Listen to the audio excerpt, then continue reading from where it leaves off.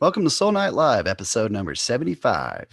Tonight, our guest is Jerry Goodman. So, hey, Jerry, welcome, man. Hi, Sean. Thank you. Thank you for taking time out of your busy day to chat with us. I really appreciate it. So, tell us, what have you been up to lately? How have you been spending your time during this unusual Oh, era? it's pretty slow here. I have to say, it's slow everywhere, isn't it? Yeah. Whereabouts are you roughly? I'm in Eugene. Oregon. Okay. Yeah. All right. So it's kind of Yeah. early for you over there. That's cool. Yeah, it's great. Okay, that's perfect. That works out I great. go to Yeah. sleep at 8, so you know. I hear you. I hear you. Well, sometimes it's like I'm like, are you up for a late night chat? Because some of these, we go till like 2 in the morning. Sometimes it's crazy. But if the going's good, keep going, I guess. So yeah, it's kind of quiet here and slow, and as far as work goes, I was been doing more teaching Hmm. and doing a lot of recording at home for Excellent. other people. Okay. Yeah, I was going to ask. A lot of folks are doing a lot of session work, studio work. You And, know. and trying to be creative at the same time with my own stuff. And that's the hardest thing in the world for me So, do you because think you might have the makings of an album kind of cooking? I'm piecing it together slowly. Okay. I am. Okay. Well, that'd be great to hear some new music from you. Absolutely. It's about time. And then I Yeah, don't know that's a what good one. holds me up sometimes, but Oh, I hear I you. need to be playing more live, and that often inspires me. I need to do that just to keep my own thing going. Yeah, we're all missing it big time, but hopefully in the next 6 months we can kind of. I think it should turn around. I think it should, and I hope. It's been an odd time, but try to use it as best I could. I mean, I've been unemployed for a year, but things happen that I didn't expect, like this show. I mean, a lot of cool stuff has come out of that, and I never would have really It's really cool. It's had great. I probably would have had the time, but I don't think I would have had the inclination. It's Yeah. even with this, it was I just kind of stumbled into it. I had just tried the Zoom one night with my bandmates and said, this is kind of fun. Maybe I should chat with some people I know on Facebook. And There you go. it worked. So that's great. That's great. So can you tell us about any of the session work you've been doing lately, or is it kind of like you got to keep it quiet Oh, until it's out? well, no, there's no secretive thing. I take them like a tune at a time from people, Sure. and usually after I do one, they kind of usually want another or Sure. one Yeah. or two Of more. course. Right. And so yeah, I just finished a tune for a guy named G. Michael Merrifield, Okay. and he's doing some really interesting stuff, and they kind of wanted to let me do my thing, which is good, which is usually too many notes, and but that's okay. Oh, And well, it's never too many. and then I recorded a tune just a couple days ago for a guy in St. Petersburg, Russia, named Dennis Krupin, and also really really interesting. I mean, he's writing 10-minute tunes that kind of move all over the place. Oh, that's always fun. Really interesting stuff. Take you on a journey. Yeah, I was wondering if like people kind of, they know you as a fusion violinist. So do you have a lot of fusion kind of guys sending you stuff, or is it across the board pretty much? For the most part, those are the people that want me to work on their stuff. But I also do some classical sounding things too. I like to play acoustic on things, with a really nice and so there are people that know me for doing that as well. And that's great when I get a chance to do that. Yeah, absolutely. So if somebody, wanted you to play on their record, is there a way that they could send you? Yeah, I'm available. I'm there on Facebook. Okay. It's pretty easy. Okay. Yeah. We'll drop Jerry a line if you all got something cooking. Yeah, definitely. That'd be great. That would be great. So I was wondering, thought we'd go back kind of to the early years and work our way forward a little bit. Your early years in the conservatory. Can you tell us a bit about that and kind of who are some of the violinists that inspired you early on, just from the classical world? Never made it to the conservatory. Okay. So Wikipedia is a little out of whack. A little bit, yeah. Okay. Both of my parents were professional violinists in Chicago. Mm-hmm. My mom was a touring member of the Chicago Symphony, and my father was a big time string contractor for jingles, and Chicago was a huge jingle town back in the day. I started playing at 8 years old, and with my parents teaching me and kind of twisting my arm, and and I don't know if I did it because I wanted to please them or because I loved it. I grew to love it, but at first it was a struggle. Mm-hmm. And I wound up studying in New York in the summers at a place called Meadowmount School of Music, which was really a summer music prison camp for string players.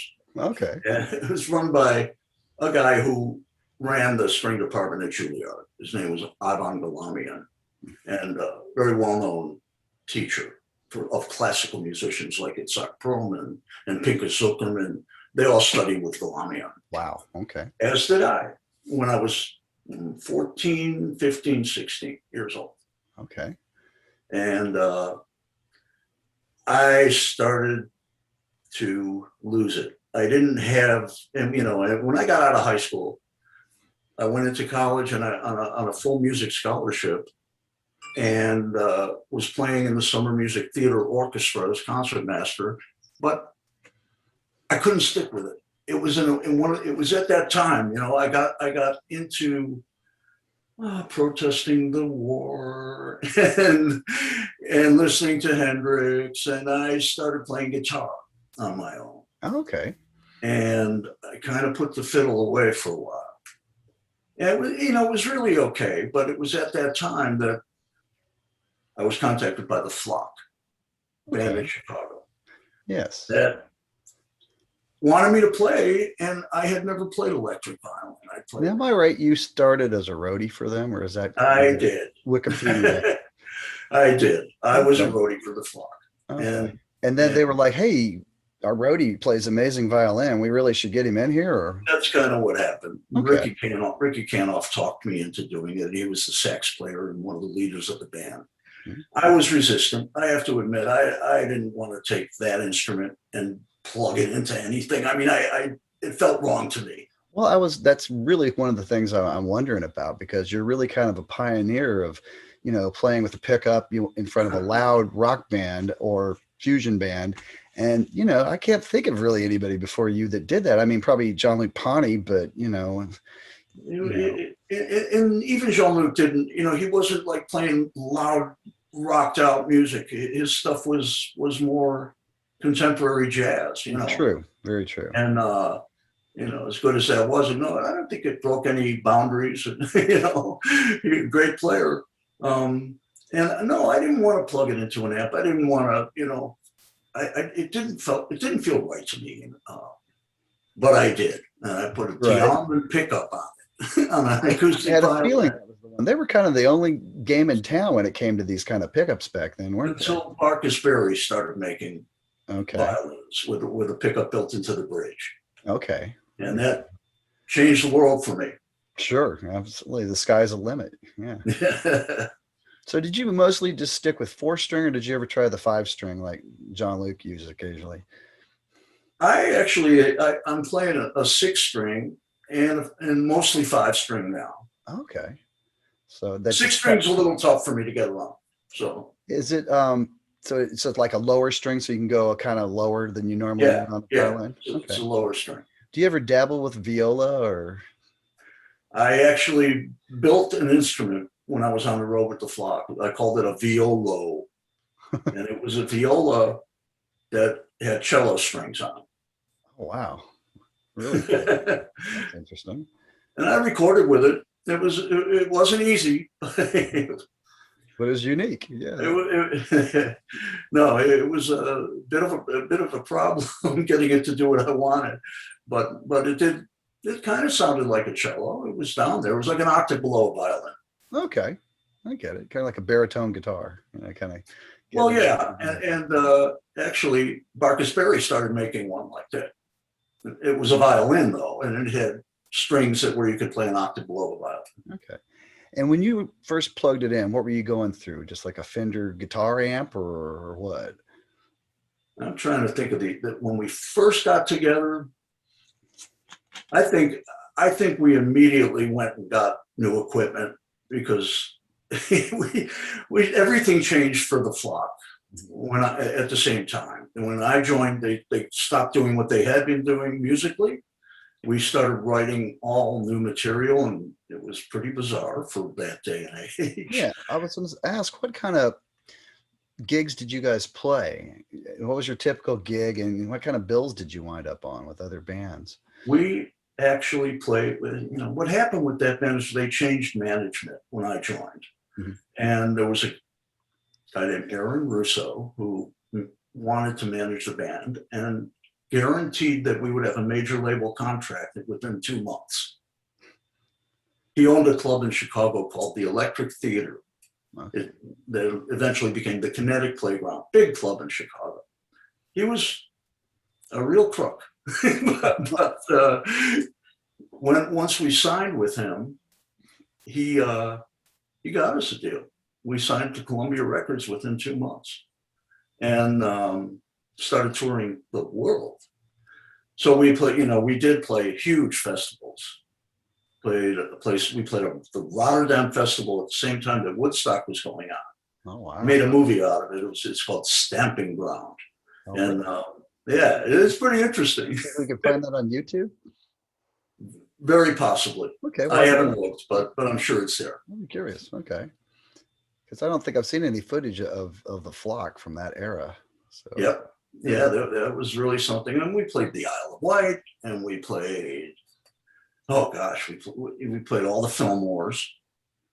And yeah, what Columbia was doing was sending out all the bands that were on their roster at the same time. So it was like Canned Heat and Jefferson Starship and It's a Beautiful Day and The Flock, and they put them all out on the same tours. Yeah, well, back then it's kind of like FM radio. You hear such a variety. It wasn't so compartmentalized. Right. No, it was wonderful back then. You could really, you go to hear something and end up hearing something totally different and open your ears to some new genre. Yeah, that you might not have known existed. Sure. That's how Mahavishnu actually got anywhere, was by opening to I don't know, the Byrds and oh man, I mean we opened to all kinds of different rock bands. Yeah, and not open. We were supposed to be opening. We wound up closing the show because they didn't want to continue having us, open to them. I hear you. There wouldn't be much left for them by the time they got out there. Wow. Yeah, I definitely want to talk a bit about some of the Maha bills as well. In a minute here. So, did guitar playing kind of affect your violin playing any? Did it? I know that my soloing style began with guitar. That's how I picked up on soloing at all, because I became a guitar player, and I loved Hendrix, and and of course I was listening to McLaughlin, when he was playing with Miles and all, and the other things that he did before Mahavishnu, and I oh gosh, my soloing style was more Hendrix than it was McLaughlin, but Sure. Still, that's where it came from, and that's, yeah, I'd have to say Jimmy. Okay. Well, yeah. I mean, he inspired so many in so many ways. Not just guitar players. So you obviously were hip to a lot of the jazz stuff that was happening at the time. Some, I wouldn't say a lot. Some. So okay, but you're aware. I was a big fan of the Doors, and I mean, I liked a lot of rock music. I wasn't a jazzer. I didn't come from a jazz background. How did you wind up hooking up and playing on My Goals Beyond with John? It was all his doing. He called me. The Flock had broken up because it was very difficult to keep a 7-piece band on the road when you had a manager taking 50% of everything. Sure. So we wound up stopping. And I was living on a farm in Lake Geneva, Wisconsin. I got a call from somebody with a British accent. He introduced himself, and I said, "Of course, I know who you are." And he asked me if I would come to New York and play on this album. And I said, "Of course I will. You don't have to ask me twice." Sure. So I did. And while we were there recording, he mentioned that he was thinking about putting a band together. And, he had some people in mind. And one of them was a drummer that if you want, we can go listen. He's playing in a band called Dreams, and they're playing a club. If you want to come and listen. And I went and heard Billy Cobham for the first time. And oh boy, I said, you mean I get to play with Billy too? That'd be wonderful. So that's what happened. We started talking about it, and not, pretty soon after that, I wound up moving to New York. Very cool. Very cool.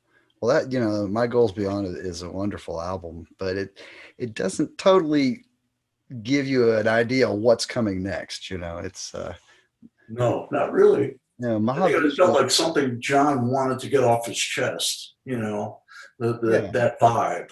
and just the way it's arranged and the harmonic choices and stuff, it's all kind of different. It isn't, it's a new kind of jazz.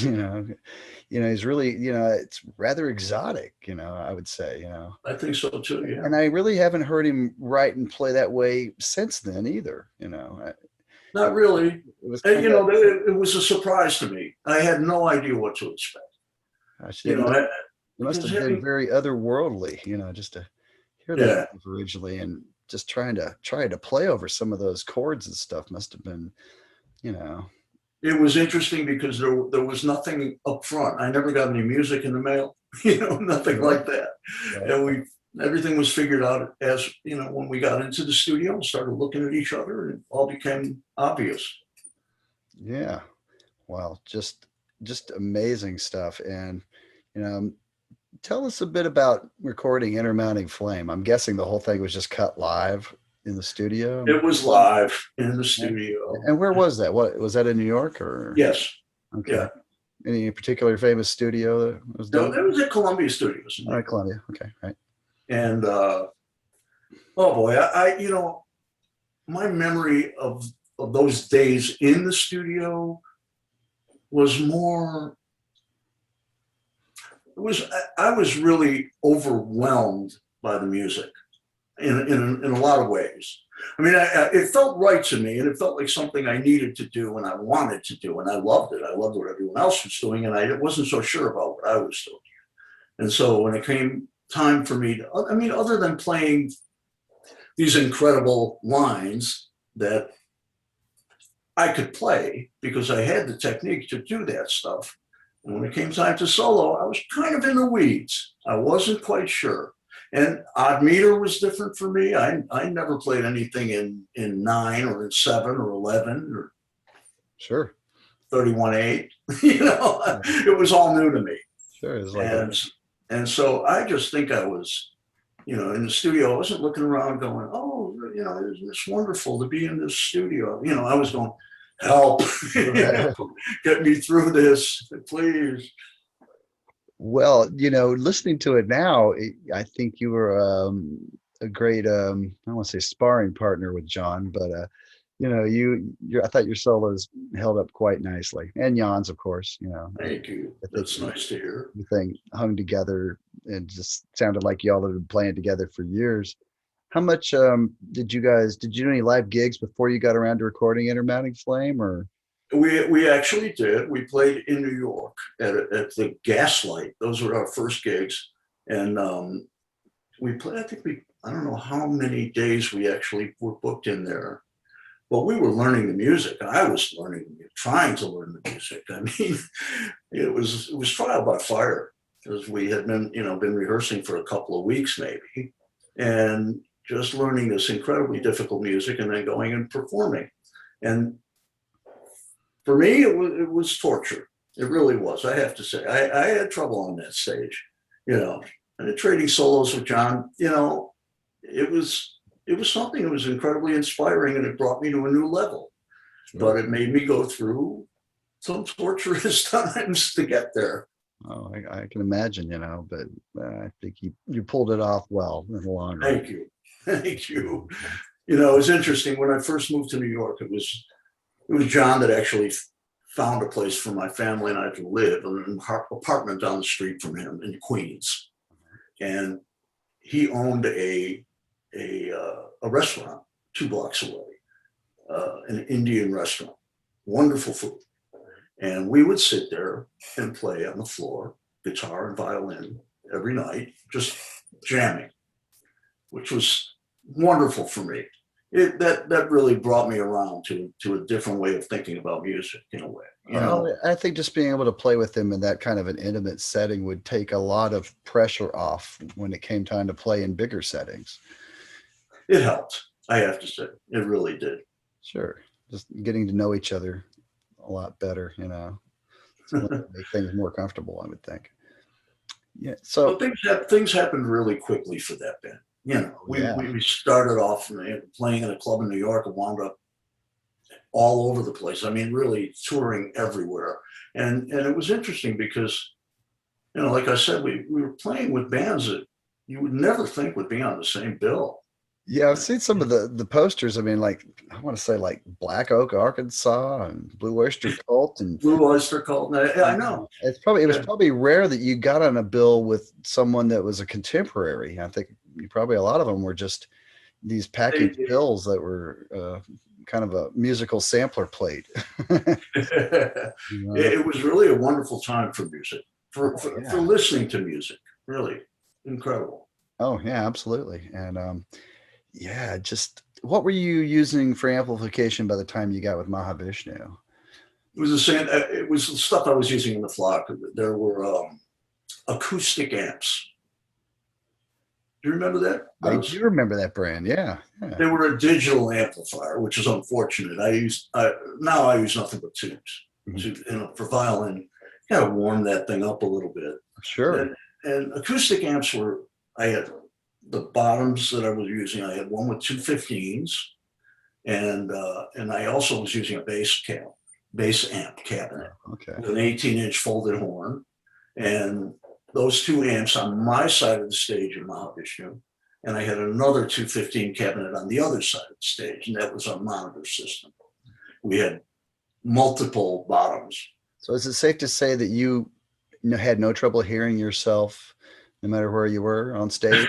No, it isn't. It was difficult to hear myself. It really was.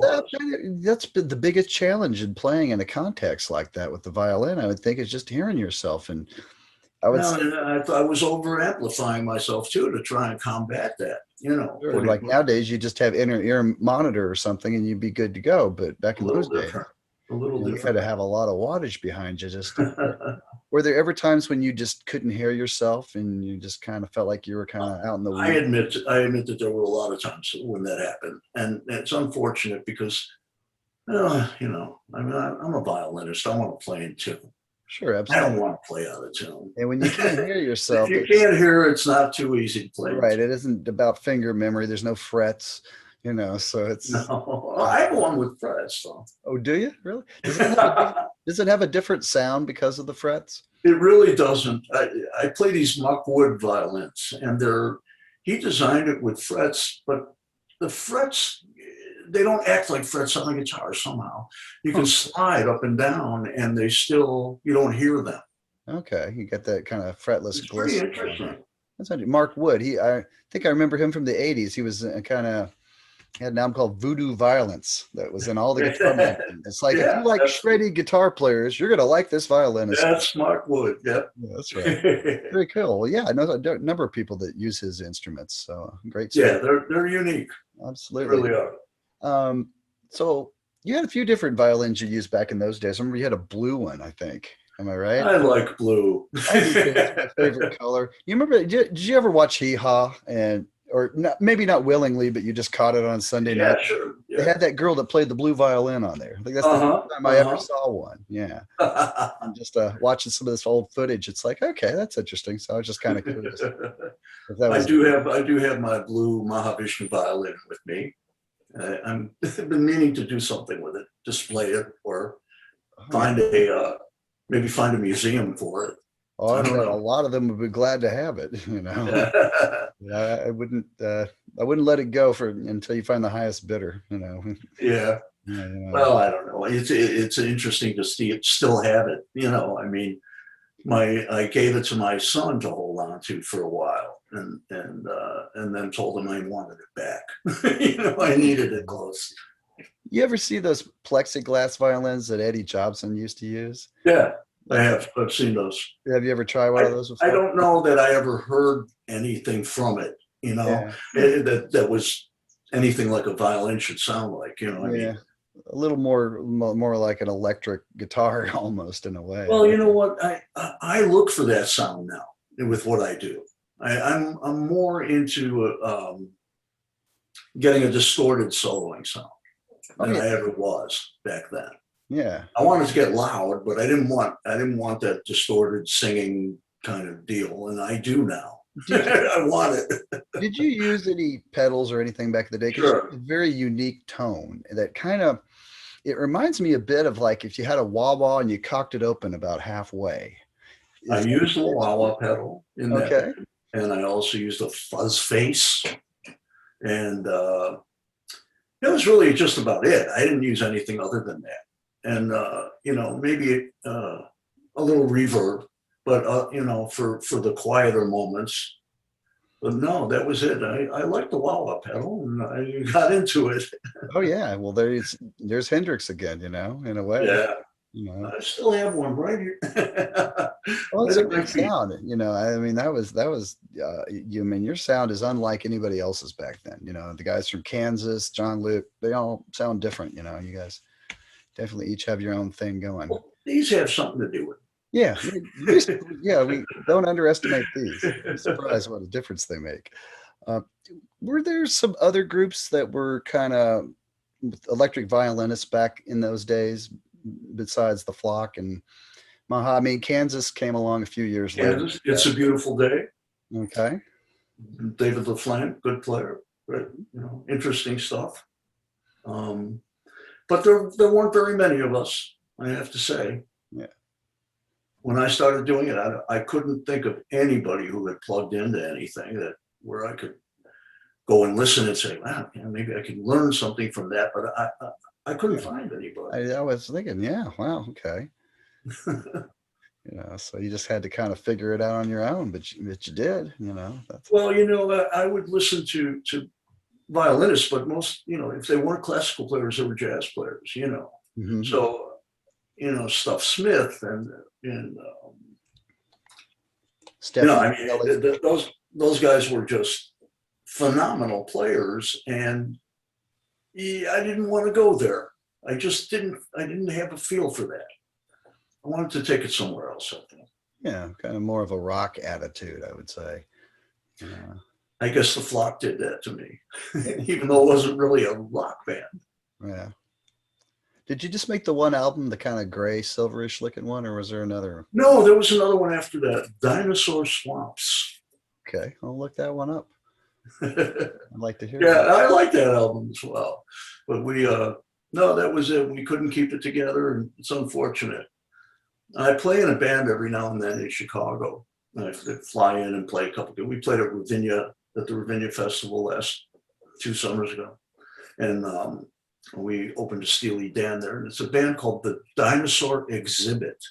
And it's made up players from like marginally successful bands from the 60s and 70s in Chicago. Mm-hmm. So I get to play with the bass player from the Flock again in that band, which is really nice. Jerry Goodman. And it's really fun. We play some of that old music, and there were some bands in Chicago that did pretty well. Maybe the Crying Shames and the Flock as well. And other bands, the Moths, and there were tunes that sold fairly well as singles. When there were singles, right. One-hit wonder kind of thing. Yeah. Just to have one hit would be great. As far as yeah. So when I go to Chicago and play with these guys, it's loads of fun because the audiences that show up know what they're coming to hear. They're coming to hear their history, from growing up in Chicago. Does anybody hit you up to cover any Mahavishnu from time to time? Well, I'm asked to do that in almost every band that I've ever played with, and I do when the time is right. I did it with the Dregs. Yeah, I'll bet they were loving it because they cut their teeth on that stuff. Yeah.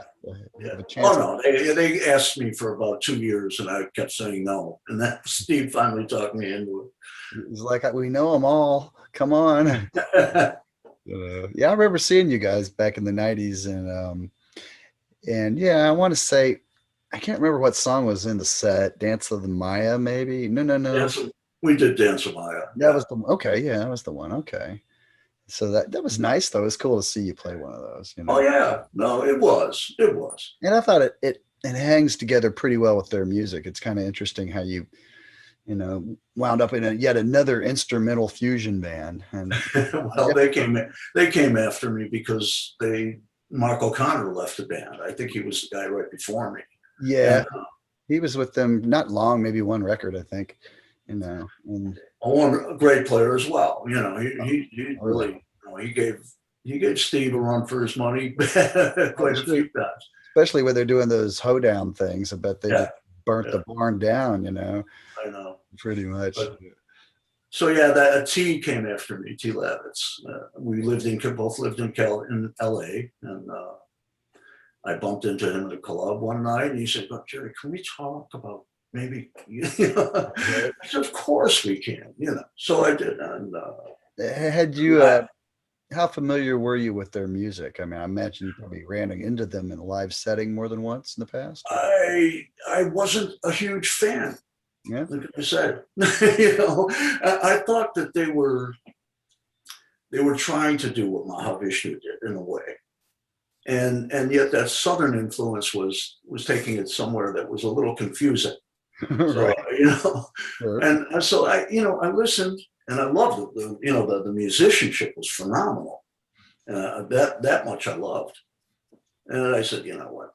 I should play with these guys. I want to do that. So when T came to me to do it, I said, I didn't even hesitate. So did you play with them for a year or so, and then they went in to do Full Circle, or was the album kind of the first thing you did with them? Full Circle was no. We had been playing together for a while, Okay. and yeah, there was another great recording situation in Steve's studio in Florida, Central Florida. Yeah, tell us a bit about some memories of recording that one, because Well, it was great because Steve writes some pretty challenging things melodically, and another one where I didn't have a great deal of time to learn the stuff, so I was practicing my ass off again, like I always do. I was trying to learn stuff at the last second so that it was right, and I wound up overdubbing a lot of those lines by myself in the studio without anybody there. right. So that I could just get it right. I wanted it to be as tight as could be, and some of those tunes came out. I mean, I was really blown away by how good it came out. Oh yeah, there's so many good ones on that record, and that record I think gets overlooked a little bit because if you weren't really up on the Dregs by the time the '90s rolled around, you might have missed it. Yeah, that's true. And it's really good. And it's different. It's different than the '70s. I think Steve's writing kind of progressed and changed, but I think writing for a trio for so many years informed the sound of that record also. Mm-hmm. In a way, it's a little more riffy, a little less intricate in some ways. Still super intricate anyway, but compared to the '70s stuff, it was kind of a different ball of wax. But I think so too. Yeah, a really good one. And yeah, that's it. So I think the first time I saw you guys was on that tour where you opened up for Dream Theater about year 2000, I think it was now, about 21 years ago. Gosh, yeah, time flies. I can't believe it's been that long. Wow. Yeah.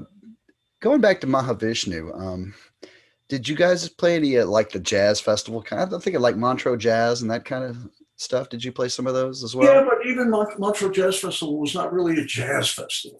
It was called Montreux Jazz. I mean, Pearl Jam plays there, so what the heck, Yeah, I know. Yeah, we did those, and yeah, I mean they were amazing. Did you guys do any bills with the likes of Return to Forever or Weather Report or any of those? Never happened. And that was what's so unique, about those days, the fact that they didn't put us together with those bands. This would have been something that would happen today, tomorrow, the promoter going, we got to put all these bands on the same bill. Call it Fusion Fest. 2021, yeah. But that never happened. No. That's interesting. Did you get a chance to see any of those on your own over? I did. Yeah. Okay. Did you dig the fusion stuff or did? Of course. Yeah. I mean, How could you not? I mean, a player in doing what I was doing, I had to do. I loved it. yeah. Well, the Return to Forever. They were also different too. I mean, they all had a unique angle that was True. totally theirs, but I think everybody had the similar kind of urge to push the envelope and not settle with norms that had already been established. So, You're right. I think you all had that in Absolutely common. right.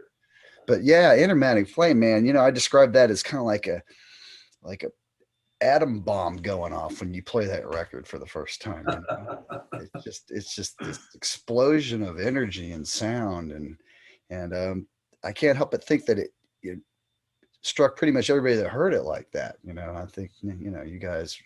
Jaws were kind of dropped to the Right, floor. it's kind of a new level. I mean, how often did you run across stuff like that before? I'd say never. Maybe Zappa was kind of hinting at it, some of it a little bit, but it's Not with the same kind of open jamming feel to the solos, and the feeling that like where everybody is connected and playing the same music but from a different angle. yeah. Loves that, but With Maha, was it like, were there certain songs that seemed like a better vehicle for improvisation and other ones were a little more tightly scripted? Or was any that they song were there? all built around improv. They were all built around this the idea that okay, we're gonna play a line. It's gonna be incredibly fast. There's gonna be way too many notes in it, and then we're gonna solo. You go first. You go in second. And then John, what you can do is 45-minute solo. Okay. And then, then let's let Billy do something for a while. Yeah, really. Yeah. I love your use of pizzicato. I don't hear that in a lot of your contemporaries, but you use it quite a bit. And I was wondering if you could talk a little bit about just what your inspiration. I don't, what I think maybe because of what I did on guitar, holding it like this and playing pizzicato felt natural to me.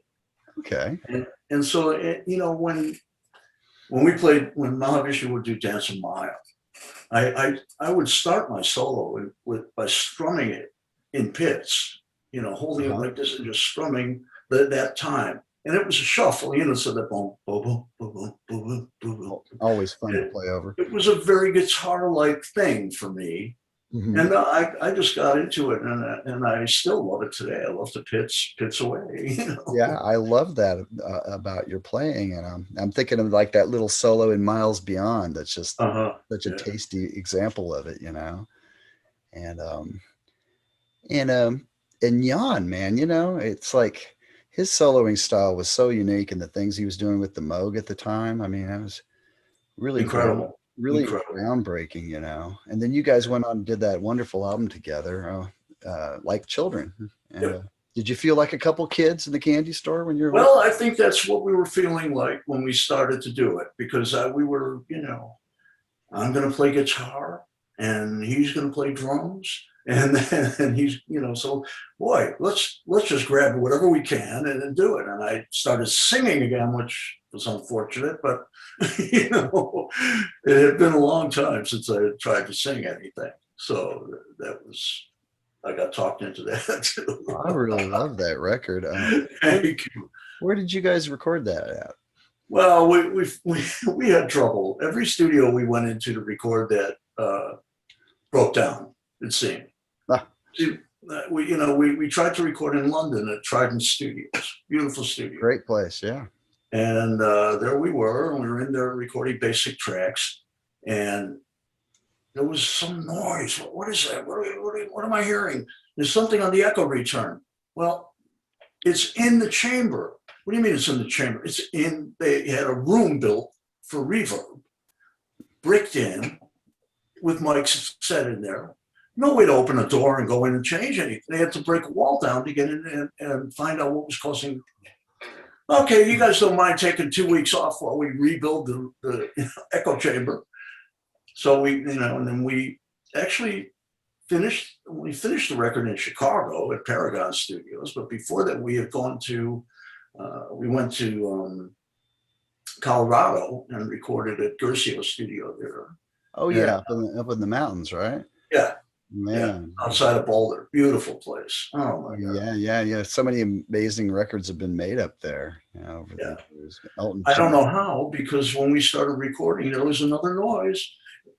I'm playing guitar and I'm trying to record a guitar part, and I had to kind of move like this because we found out that the studio had been built on a mountain of iron ore. Oh, And so the hum was uncanny. And if you moved like 2 inches one way, you couldn't record. And we just wasted a lot of time there. oh gosh. So you had to get out of there and go to Chicago to wrap it up, huh? Yeah. Wow, man. Got some folks in the chat room that say the vocals on Like Children are really awesome. So there, Oh, you got some fans out there. Nice. Thank you. Definitely. So tell us a bit about making Birds of Fire versus Intermounting. It seems like that record's a little less off the chain. It's still fiery, but it seems a little more organized and I think it was more organized because of Ken Scott, okay. the engineer. Sure. And his hand on all of it made it so much different. It was so much more controlled, and it didn't seem like we had to record everything, in one take. Right. It wasn't like that. And that makes a big difference. Sure. Which one do you like better of the two? Intermounting Flame. Yeah, of course. I think everybody would say that, but the Birds of Fire is just a magical record in its own right. Thank you. I really think there's just some of my favorite Mahavishnu compositions are on that. And I hear a whole lot of live versions of you guys playing those songs. Did the band kind of dissolve shortly after? Yeah, we weren't together for too long. Yeah, there's tons of stuff out there with the first album, but I don't think I've ever heard a live recording of you guys playing Birds of Fire or any of those tracks. Unfortunately, there are plenty of bootlegs. So it did happen. It just hasn't been officially released. There are a lot of them out there. Okay, but you did have a chance to play some shows after Birds of Fire came out before things kind of. Well, you went into that third album after that, the Trident. Yeah, we were in the middle of trying to put it together. Yeah, and we also did, the live album has quite a bit on it that I think is really, really good. Oh, absolutely. In Central Park, that was just a magical evening. Oh yeah, well that album is just fire. It's just. When Trident Sessions finally came out, a lot of people were like, I don't like this nearly as much as the live versions, Right. Yeah. Kind of what you heard first, you're going to love the most, I think. Yeah. But I enjoyed I enjoyed the studio version too, though. It was nice to hear those songs with, better production values, so it's kind of a toss up, Fire versus pop. I guess if you're a fan, you want to hear it every way you can. Yeah, I do, and also the songs that were new that nobody had really heard that are on there are really well done too.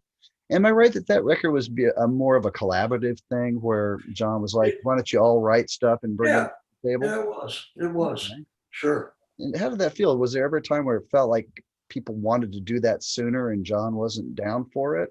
I don't really think so. No, I don't think that ever happened. It could have happened sooner had people suggested it. Okay. I think so. John's writing was phenomenal, and it kept us really busy trying to make it work, and it was wonderful stuff. And I never felt like I needed to present something to the band, but I wanted to. Sure. And I'm glad I did. I'm glad Rick did. Rick Laird, that he wrote a tune for us at Stepping Stones. It's just fantastic. Oh, that's awesome. Yeah. I think if we could have stayed together another year or two, there would have been a lot of interesting stuff. Really. Absolutely. Well, obviously John wasn't done writing because, the next version just is kind of cut from the same cloth. Yeah. I think. What did you think of that version? Did you ever see them, or were you, after splitting, were you just not in the mood to even think about that kind of stuff? Or I wasn't, but I was certainly aware of what they were doing, and I listened to the recordings, Did some of that music pop up before with your lineup that just never got recorded, so it wound up on Visions of the Emerald? I don't think so. I don't, I could be wrong, but I don't remember any of that. I couldn't say. Okay. Well, in hindsight, it turned out to be a pretty interesting lineup as well, but it was a different ball of wax. But John Luke, he's, it's always great to hear him play, I guess. Yeah, absolutely. Were you into him much prior to all of that, or? Not really. Not really. I mean, I knew everything that he had done, and I had listened to it. It didn't rock my world, Yeah. I thought I appreciated it for what it was. I mean, he's a great player. And that tone was it was not really what I was looking for. No, I hear you. So what caused the first Mahavishnu to dissolve? I'm sure this is well documented, but you've waited a long time for that. The short version. Oh gosh, honestly, I think what happened to that band has happened to a lot of bands. We worked too much, and there was nobody telling us to stop. And we would be on tour, and we'd be coming to the end of a tour of a month-long tour, and find out that they booked another week, and then another week, and always adding to the end of it. And we didn't say, no, let's not do that. We said, well, okay, great. Sure. Well, I think we were fried. We were just burned out from the road. And when that happens, you start making bad decisions.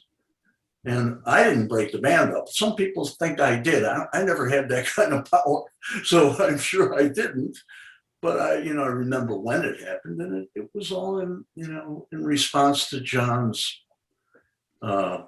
need to involve his guru and everything, which I didn't have a problem with it when it was happening, except for when it was overt, which is like at times we went to we were in Germany at a big beer hall gathering of all the record company people, and we had our little promo booklet on all the plays, and I hadn't seen it, and I'm sitting there and I open the page and there's an 8x10 glossy of John's guru.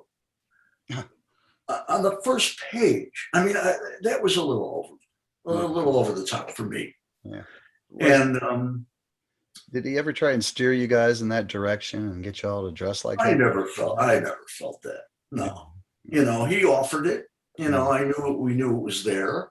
And I mean, he did this every night before the set, We do that anyway before some gigs, That's what it is. And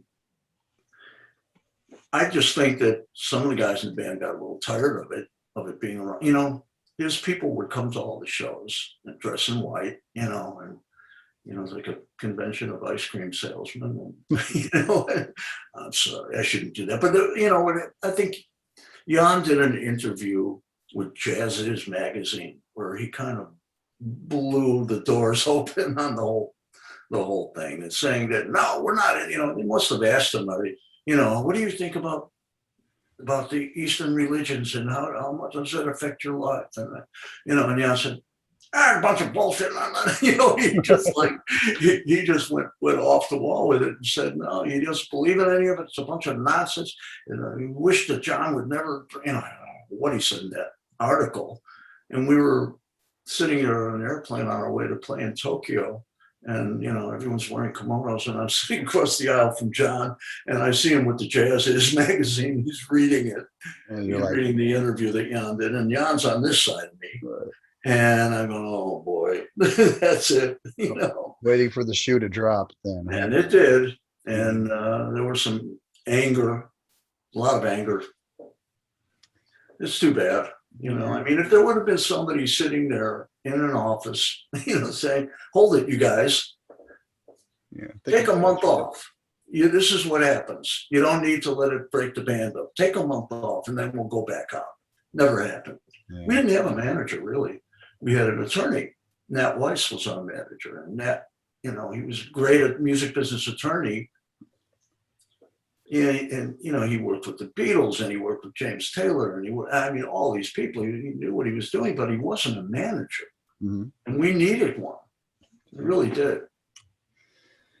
Well, hindsight is 2020, you know. Isn't it? You know, but boy, you guys gave us a whole lot to remember it by. So thank you for I'm all glad for that. I am you, glad for that. you know. You know, it's funny because I just got off the phone with my son who lives in Wisconsin, and he is a hip hop producer Okay. and really becoming well known in that genre. There are a lot of people, all these hip hop guys that know him, and he was just telling me, he was rattling off names of guys who have been telling him what a monstrous band Mahavishnu was. They've all sampled every tune, you know, they've used it in their work a lot. And they were just going, Joe, you're dead. Oh my God. Oh, you know, coming from, it always surprises me that Yeah. there are people in that area of the business that would even know the band. They know every tune. They've sampled every tune. They had little bits and pieces, you know. Wow, it's amazing. That band is, you know, it's still unique in that way. It's something that we did that never, you know, it was not popular music by any means. Absolutely. Did you feel like there was a connection between the Mahavishnu music and the way that Morse composed for the Dregs? I don't know. I didn't feel that. Okay. Steve Morse compositionally is Steve Morse without a doubt. You know, you hear his writing, you know that's Steve. Absolutely. I was just thinking that I can't really think of any of his peers that even come close, you know. Well, And you know what Steve wanted to do it. I found out from talking and being with the guys so long as I was that, you know, when Steve wanted to put a band together that had the same instrumentation as Mahavishnu. And he was always looking for a violin player, you know, uh-huh. and he always wanted his music to include a violinist. I think he was a little. I think I was a little over the top for him in my sonic choices. You know, do you always play with distortion in Mahavishnu? I said no, but I'm doing it now. I hope that's okay. It works. So what was that tour like where you had like what I guess we call the super dregs is what I call it, the big 8-piece lineup, playing with Alan Sloan there. Must have been kind of interesting to run into the guy whose parts you've been playing for years. I don't know. You know, Alan's a good guy. Yeah, he should stay in medicine and Well, that's where the money is. That was a cool tour though, just kind of seeing you guys take turns on some of the stuff, tunes like Odyssey, where you take the first pass and you do the yeah, I yeah, agree. that was great. You know, I was just like a little, I don't know, that was just for a Dregs fan, that was just the ultimate lineup. It's kind of like when Yes got together and merged their 80s and 70s lineup for a tour. We're just like, wow, I never expected this. Yeah. I want to ask about a few other things. Let's see here. I got a bit of a list. Tell us about working on Lily Tomlin's Search for Intelligent Life. You did the music Wow. for that show. That's a different ball of wax. How did that come about? Well, it actually was Lily's doing. And she fell in love with a piece of my music that I had recorded for my solo album on the future of aviation. Yeah, I was just listening to some of that last night. Well, Yeah, she heard that tune, that title tune, and said, I really want something like that for my movie as the introduction to my movie. And they contacted me and I said, well, absolutely. And what I wound up doing was writing more than what they wanted, and because I wanted to do the whole film. But it was a strange movie. She played, you know, the whole thing is strange. You know, she plays all the parts. She's the only actor in the film. And so she was playing multiple parts. And it really wasn't designed for a score or background music. But I thought each one of those characters should have a little bit of a different musical vibe, you know. sure. And so I did. I gave her ideas and she pretty much went with most of them. And it was funny. And we recorded it all in LA in a very small studio that CJ Vanston was working in. He's a keyboard player that was in my band in Chicago. A wonderful player, wonderful producer. He's a synth genius. And I asked him to help me on this movie, and he did, you know. And we would work in this little studio that belonged to Dick Marks, who was a jingle producer in Chicago, Richard Marx's father. Okay, sure. Yeah. Yeah. And so we're in this little studio, and Lily and her girlfriend Jane wanted to come by every night and see what we were doing. And I kept telling them, you know, why don't you wait? You know, they couldn't do it. And they wanted to hear it. And I would, you know, of course, let them come in and listen to what we were recording. And, you know, I'm sitting there, and Lily's got her hand on the computer, and she's tapping on the keyboard and doing this. I was like, will you tuck that out? Try to concentrate over here. But it was stuff like that. And we'd have multiple phone conversations about the music where, you know, it was Lily and Jane were talking to me from the car, both of them on speakerphone. And did you ever flash back to Laugh-It and imagine her sitting there at as a always? Could you resist? Like, hello, Jerry, I need another the whole time. It was unique. It was a wonderful experience. So. Oh, that's too fun. I bet. Absolutely. That's really cool. I think that's something that maybe a lot of folks might not be aware of if they just listen to your fusion. Maybe not. Maybe not. Tell us a little bit about those solo records that you did. They were like a string of them in the 80s, right? Yeah. I did 3 in a row. And what it was that they, the record company, Private Music, was Peter Bauman, who now what's the name of the band he was in? I can't even remember right now. Peter Bauman. He started a label, and they wanted to do new age music is what he was asking me for. Sure. And I wrote it, I tried to write it that way, but I don't think I was able to. I think I was really, I think I took it, it began as new age, and then I kind of pushed it into another area and got them to accept it as that, you know. And I hired guys to play on it that I knew were going to be vital to making it something that was live, you know. And all the players on there were all Chicago boys and played in the jingle scene in Chicago.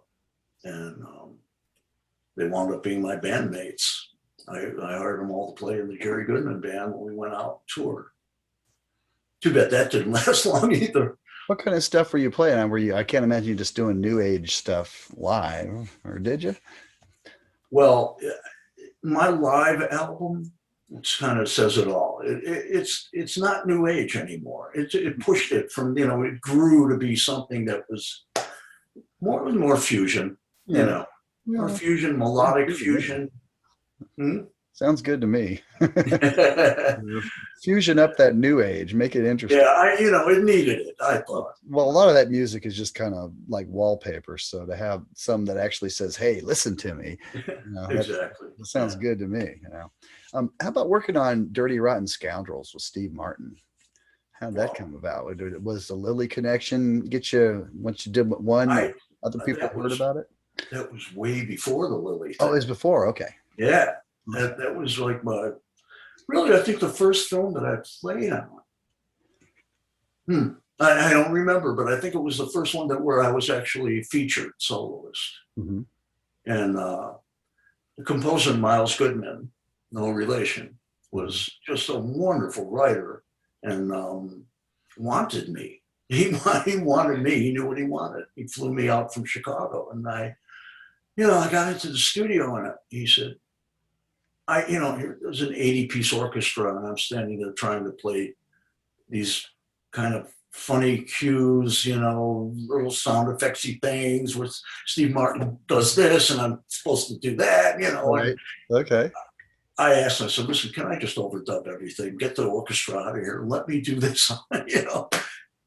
No problem. They recorded all the orchestral cues first, and then I went in and did everything else with a gigantic screen of Steve Martin in front of me. It was so great. Oh man, what a great thing. You didn't get a chance to jam with Steve, did you? Never saw him. Yeah. Never saw him. Yeah. And it's unfortunate. I would have loved that. That would have been cool. He's a pretty mean banjo player. Absolutely. Actually, I don't know if he was back then or not, but I think even then, you remember the thing where he had the arrow on his head and the banjo and that whole shtick. Oh boy. Probably around the same time, I would think. How about The Stranger's Hand with Smith, Levy, and O'Teal? Like what a great group. What a smoking band. Wow. Yeah, no kidding. And I would love to get that band out on the road. Oh yeah. I'd love to see that, and they could play anything from your career, I imagine. So that would be I'm going to try. I mean, Howard Levy and I are very close, and I'm in touch with him all the time. Steve and I have worked together in other situations as well. Steve Smith. Yeah. And, he's a busy boy, but O'Teal was kind of like missing in action for a while. I wanted to talk to him about doing this, but I couldn't find him. Right. And now I see that he's playing with his brother. They have a band. Yeah. Okay. And I was going to see them here in Eugene until COVID knocked that out of the box. And when they reschedule that, I'm sure I'll see them. But sure. That would be fun to do. Yeah, I'd love to do that. I'd love to see that. Yeah, that was a really cool album. And where did you guys record that at? Steve's house in California, in the Bay Area. Okay. Very cool. And I remember the Dregs doing a tune from that, Brick Chicken. Brick Chicken. Yeah. My tune. Yeah. I wrote that. Yeah, I wrote that for that band. For that may be my favorite one on there. So great. Thank you. Yeah, and it was cool to see the Dregs kind of mix it up a little bit and do some other stuff. Well, very cool. So I saw a couple other things on that Wikipedia page I wanted to ask about. Hall & Oates. How did you wind up? What's then? Interesting. Well, those guys. I'm trying to think of how they got a hold of me, because John was invited me to come to his house and come into his studio and visit.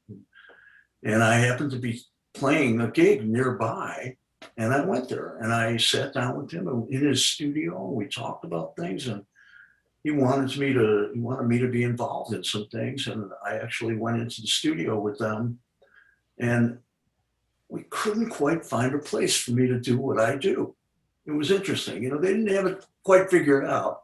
And Daryl was a little, hesitant. They were kind of like going through some, they were not sure. Yeah. What year was that? I don't know, man. I'm sorry. I'm no good with years. It had to be the 80s, the 90s? Oh, no, 80s for sure. Okay. Well, enough said. That decade back then. And Derik Sherinian, you've done a number of albums with him. I have, yeah. It's interesting that you guys toured with Dream Theater, but it was after he was out of there. He was already out, yeah. Jordan was in his own right, and you worked with him as well, I believe, right? With Jordan Rudess as well. With Jordan, yeah, sure. Well, Jordan played with us on a tour where I remember that back when he had hair. Yeah, I had some hair. Yeah, you guys were. He had hair. He's throwing it all here. Yeah, I know. He's got that Billy Goat thing going. What a phenomenal player. Yeah, he's freaking amazing. He was great in the Dregs. As part of the Dregs, it was just fabulous to be able to play with him. Yeah. Did you catch that reunion Dregs tour, or did they come close to you? No, I was a little, I was not feeling it. Okay. I wanted to be on that tour, if you want to know the truth. Oh, I can understand that. Sure. I can understand that. Well, I think the promoter was dying for that free fall lineup, so maybe that was what it became. But nice. Let's see with them one more time. Listen, I should have been on the Mahavishnu reunion tour. Where who was that playing? He told me that he was never going to play that music again. I had a conversation with him when I was in Saint Tropez. I went to visit him in Monte Carlo, and we had dinner and we talked about all this stuff. And I'm done with that. I don't really want to do it. Blah blah blah. You And know, a couple years later, I sent an email out. I asked Billy, I said, listen, I want to try and put something together. Maybe a TV show, maybe just 2 shows, or maybe, I don't know yet. I'm going to ask John, would you do it if he says yes? Okay. Yes, he said. Billy was all for it. He said, I know Jan's not going to want to do it because he doesn't want to play anymore. But maybe if I get everybody involved and I ask him at that point, maybe he'll do it, you know. sure. So I hit John up and I told him all those things, and he flat out said, nope, never again. Mm. That's back then, and this is now. You know, I think Jimmy Herring's devout love of that music is what talked John into playing it again. I honestly do. I don't I know. could be mistaken, but it just When I heard that he was going to do that, and I approached him. I said, listen, I know, you know, it's been a long time and all that, but even if it's just me coming out for the last tune of the last 2 tunes or 3 tunes, you know, I won't kill you for money. I want to do it, you know. sure. And he says, no, I don't think so. I have a plan, and it involves Jimmy and blah, blah, blah. And that would be throw too much of a monkey wrench in. Mm. He Well, forgot. I will say I saw the show and it was interesting to see John play those songs again, but it was, you know, way different. So, you know. Well, yeah, I would imagine that it was. I just And then, you know, they merged the 2 bands at the for the Mahavishnu set, it was both bands, you know, so it was right. pretty big group of people already kind of vying for room. Yeah, I know. Yeah. I just thought I should have been allowed some kind of contact with I think that. you would have made it all the more special. Absolutely. Yeah. I can't even remember who the violinist was. It was some guy that was playing keyboards with Jimmy, I think, who also played violin. I don't know, but anyway, call it a missed opportunity. Mhm.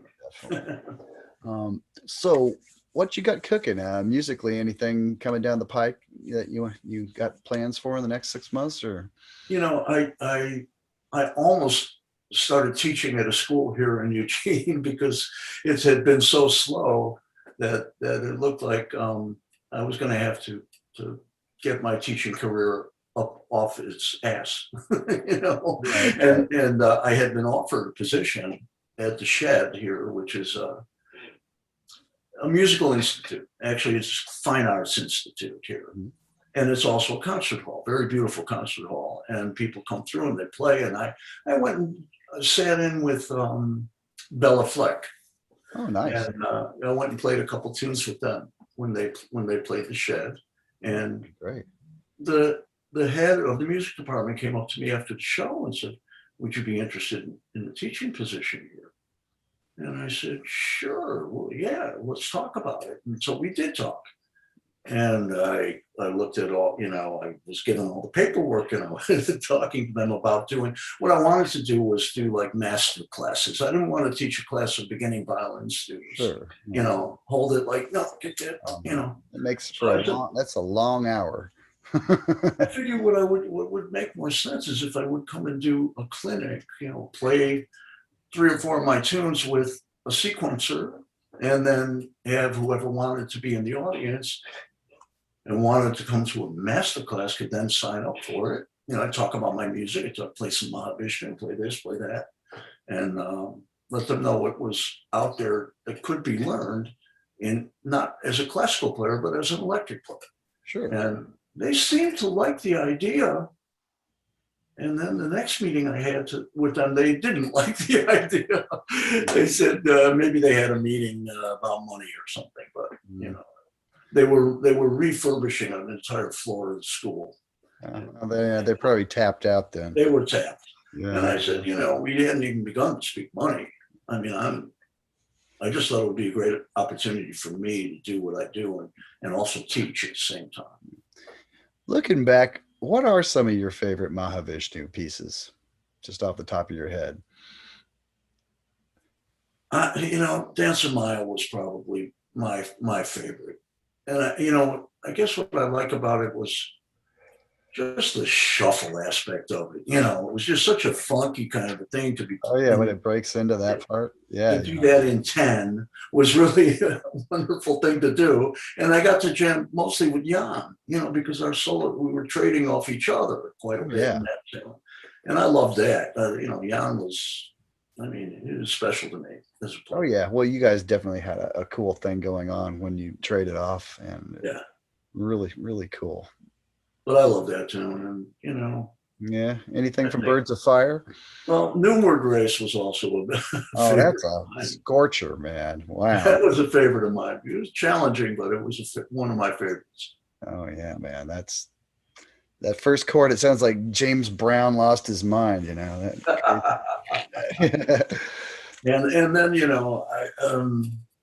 Dawn was always so special. Such a beautiful tune. There's a tune from the Dregs called "What If" that I always thought was kind of inspired by Dawn. Could be, yeah. Very kind of slow burn, almost like Because We Ended as Lovers from Beck. It's one of those kind of languid ballads. They're just beautiful, really nice stuff. Well, cool. Is there anything you'd like to share with our audience before we wrap it up, Jerry? You covered a lot. Yeah, that's my. I appreciate it. It's great to see you. Yeah, well, I try to look at everybody's career and kind of discuss the highlights and maybe a few other things if you're into it, so. But it's mostly highlights. And gosh, you just been part of so many wonderful musical groups, and the music's just timeless, So thank you. Well, thank you, Jerry. Thanks so much. All right. Well, come back anytime. All right. I'd love to chat again. Maybe we could do a round table kind of thing one of these days with a few other fusion cats. Very cool. That would be cool. I'd love to. I saw your interview with Carl Verheyen. Oh yeah. And, yeah, very good. I played on one of his albums. He's amazing, man. And that's what I like about this show is kind of shining light on a few people that are kind of simmering under the surface a little bit. These amazing LA studio cats and stuff. It's just like, you should know who these guys are. You don't, but I can help you discover something new. So absolutely. Excellent. Well, thank you so much, Jerry. All right, Sean. Take care. All right.